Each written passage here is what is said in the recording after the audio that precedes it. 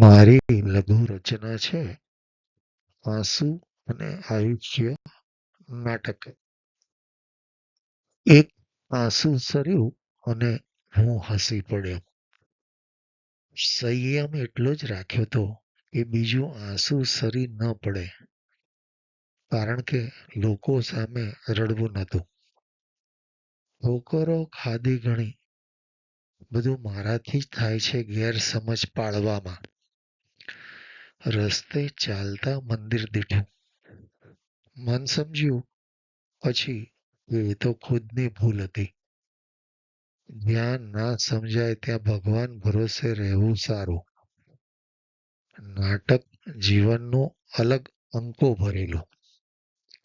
બાળપણ, ઘોડિયું અને હાલરડું. જુવાની, ચંદરવો અને ચોરી ફેરા. ઘર, સંસાર અને બિછાનો. છેવટે વાંસની બે ઊભી અને ચાર આડી આઠડીનો સહારો.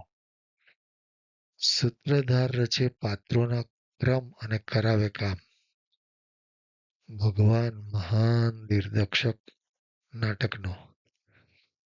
બાળપણનો અંક બાળકની એન્ટ્રી.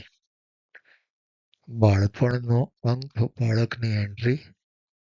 ઘડપણનો અંક ઘરડાની એક્ઝિટ. મિત્રો, આજની મારી આ લઘુ રચના જો તમને ગમી હોય તો જરૂરથી લાઈક કરશો અને સબસ્ક્રાઈબ કરશો.